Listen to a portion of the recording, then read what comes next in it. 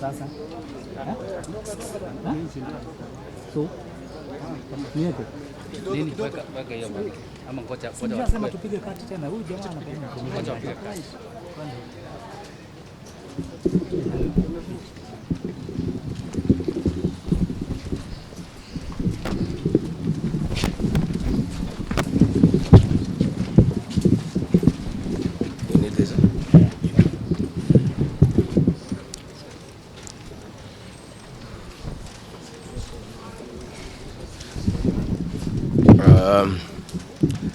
Good people, are you ready? You are? Thank you very much. We are here at the current hospital.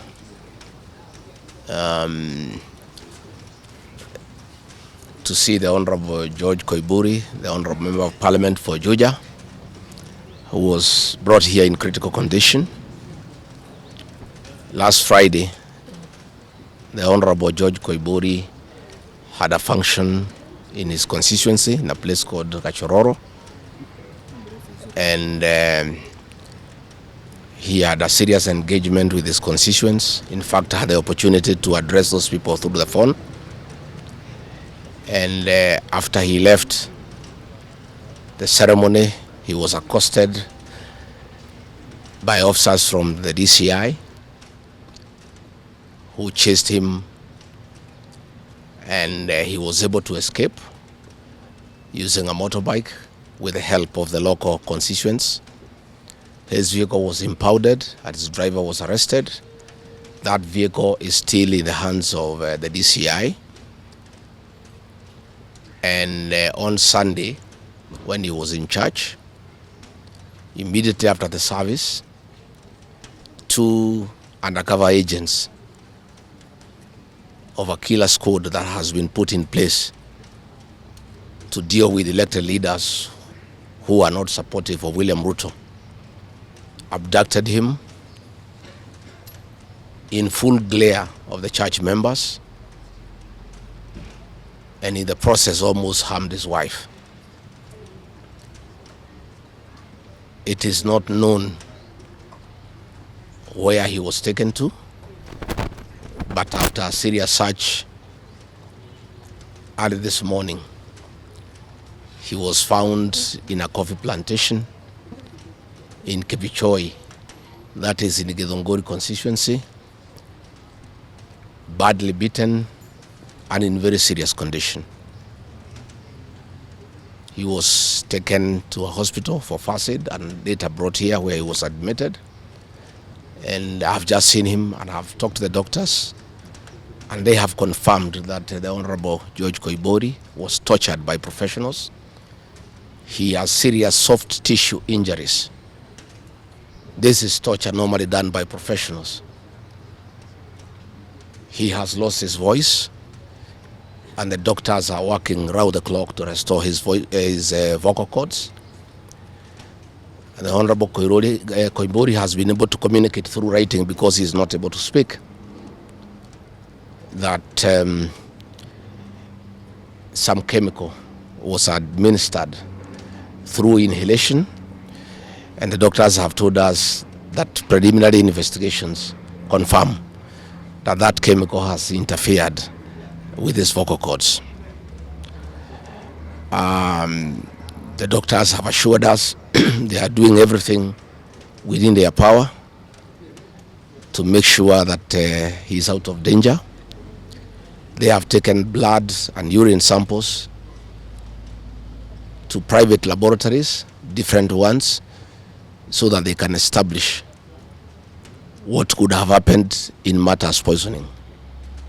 You remember last weekend I said that a special squad had been set aside and now we have confirmation that President William Ruto, CS for Interior Kipchumba Murkomen, and the Deputy Inspector General, Mr. Eliud Langat, all from the Kalenjin community, have put up a squad to deal with leaders who are opposed to this regime.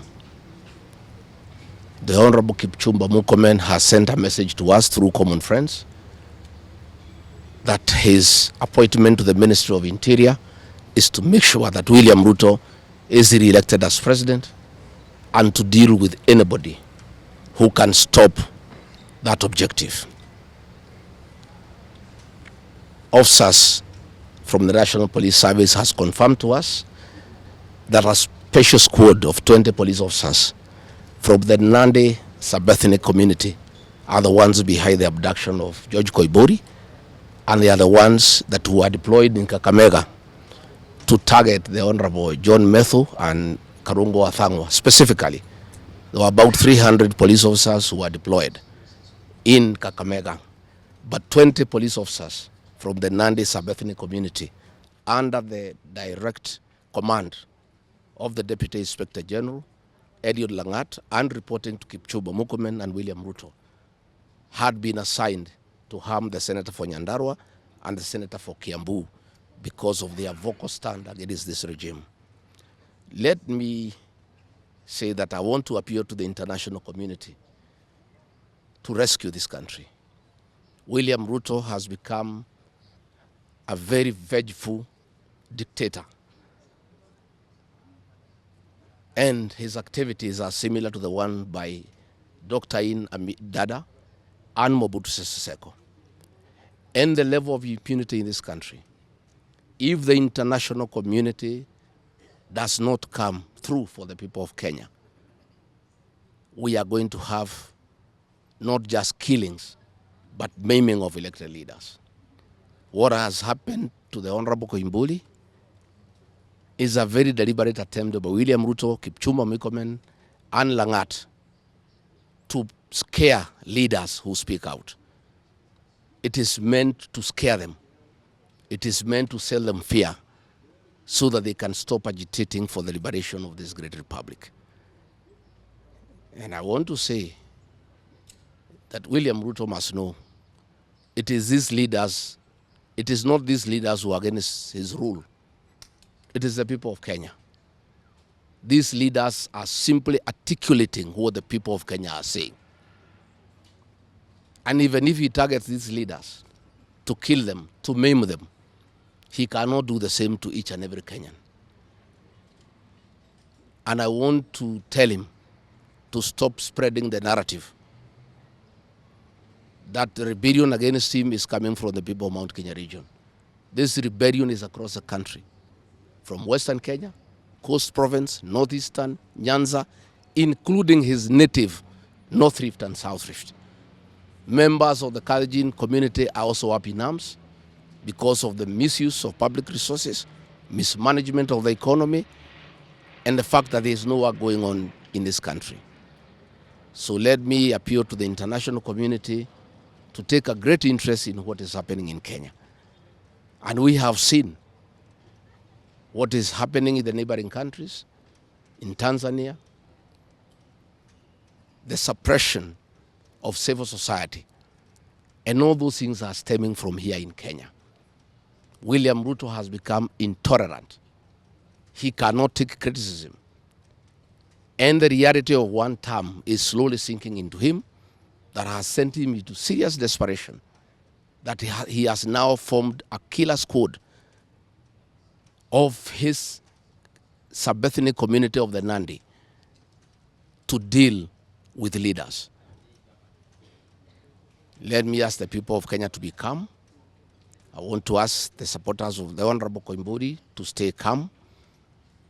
We'll do everything possible to make sure that we are more careful in the face of the repression that is going on. You are aware that members of parliament opposed to this regime, their bodyguards have been disarmed so that they stop going for meetings and feel vulnerable.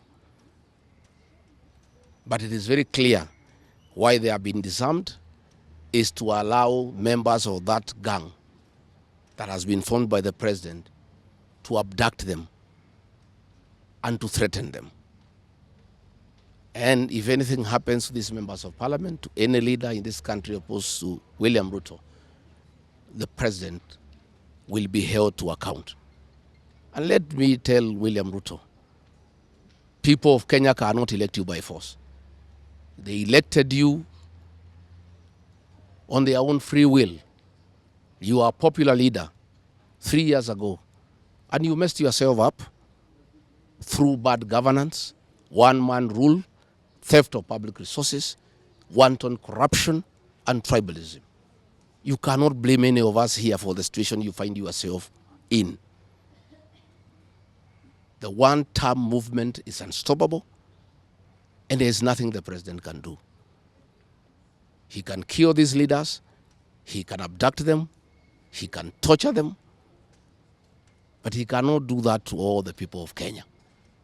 So I want to urge members of parliament and senators and others not to give up. Nobody can die from morning to evening. You can only die once. And the tree of liberation will be watered by blood. The Honorable George Koimburi is a hero of the Kenyan people. What he has undergone, the torture, the pain he is in, the anguish to his family members is not in vain. This liberation will take place, it will happen. And let me conclude by asking the Kenyan people not to be intimidated. Kenya is a constitutional democracy. They are entitled to cast their vote the way they want. And William Ruto cannot force the people of Kenya to elect him. And there is nothing he can do about it.